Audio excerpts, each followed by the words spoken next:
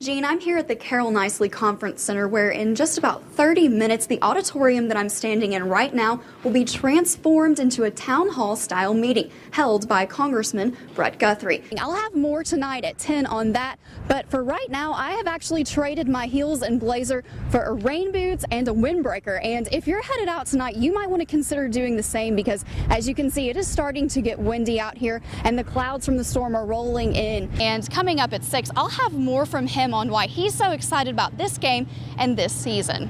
Back to you guys. Now we're here live at the Mass Media and Technology Center on the campus of WKU, where inside today was turned into somewhat like a courtroom. The chief here says that trying to fit all of these trucks in is kind of like working a puzzle. Now, if you look behind me, you can see, now I might not be very big, but imagine if I'm wearing all of this gear that's here to the left of me. Now, if you look back even further behind me, there's probably less than a foot of space between the truck and the gear. Justice. It's what so many gathered here today looking for, and what many say they may never find. Holiday Bash 2012 is well underway. As you can see behind me, the live auction is just about to begin. It was after those workers heard the first couple of shots that they actually came outside to where I'm standing right now in this parking lot, where they saw everything that happened across the street from that point on. Now, it's much darker now than it was earlier today when the accident happened here, but you can see if you look at the ground, the puddling of oil that the sheriff was talking about that can create those slick roads. Now, the deer came in through this door behind me and then ran around the restaurant before finally busting through one of the front windows. I'm here at St. James United Methodist Church, where the Empty Bowls dinner has just begun. And here's how it works, guys. This is all to benefit preventing hunger in our community. One of the last symbols of a truce between North and South Korea is now gone. Flood warnings remain in effect through this evening for several Colorado counties, with a threat of more thunderstorms bringing even more flash floods.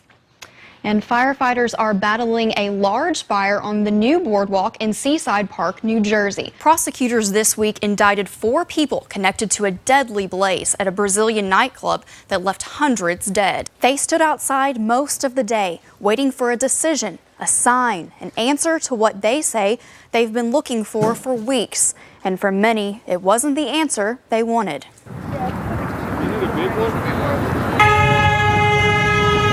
Close friends, some family, gathered outside the Warren County Justice Center today, where they did the only thing they knew to do, rally for their friend. Brandon was and is my best friend, and I know he would be doing more than this if this was me. Justice. It's what so many gathered here today looking for, and what many say they may never find. Is it just us, or, will there be justice? That poster and those words resonated here, capturing the emotions of those who awaited a grand jury decision. I mean, I'm mad. I don't really have a word for the emotions that I have right now. I'm sad, but I'm madder now than ever. It's just not right. And I can't believe we're going to let this go.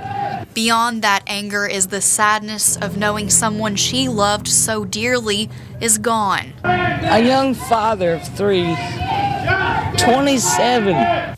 Carlton says it's Bradshaw's sons and wife she worries for the most. She was so faithful and trusting that they would do the right thing. These people have waited weeks since Bradshaw's death to get what they hoped would be justice.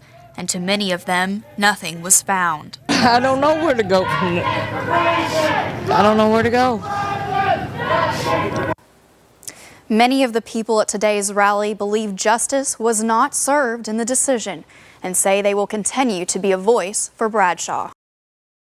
And the house just picked up, went forward, and it broke in half, and the roof and everything just took off. National Weather Service officials say this home had the worst of the damage that they've seen here in Butler County, and that the damage here is an indication that there was, in fact, a tornado. This is by far the worst damage, and this comes in at the same levels of EF1 damage that I saw at the other location. So it looks like it was an EF1, high-end EF1 tornado. David Anderson and his son were at home on Silver City Huntsville Road when the tornado blasted apart their home. Heard a big rumble. My son come out of the hallway, and I just tackled him in the hallway, and the walls fell in, the ceiling fell in on top of us, and the house just started coming apart. We was just lucky that we survived through it. Other family members were not home at the time. If they would have been here, we probably lost somebody, because there just wasn't no time to get to everybody. It just happened that quick.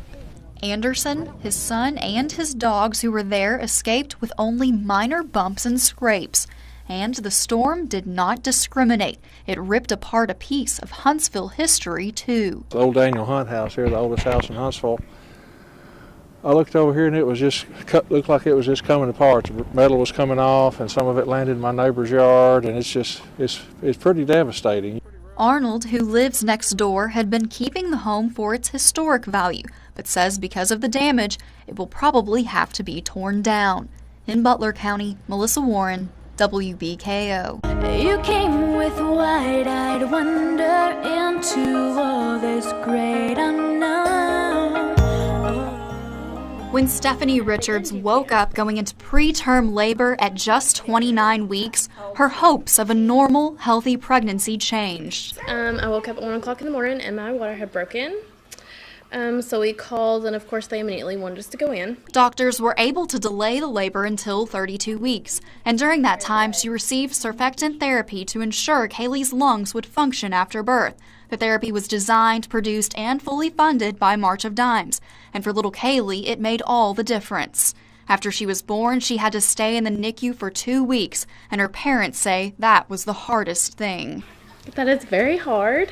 And it's very hard to leave the hospital every day knowing that she's there. It was rough traveling back and forth to Nashville every day. We get off work usually around 2 o'clock, drive down there and stay till 9, 10 o'clock, drive home, get up 6 o'clock, go back to work and do it all over again. When she was 5 months old, doctors told Kaylee's parents she had spina bifida and may never walk. But she proved fate wrong again when she took her first steps at last year's March of Dimes Walk for Babies. Stephanie found out she was pregnant again with her son Kyler, and fearing he would have a similar pregnancy, she worked with the March of Dimes to take every precaution.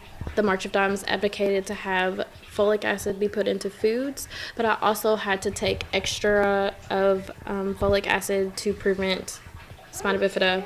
Now the Richards family has 2 healthy babies, and Kaylee is pretty thankful for that. They can stay with me.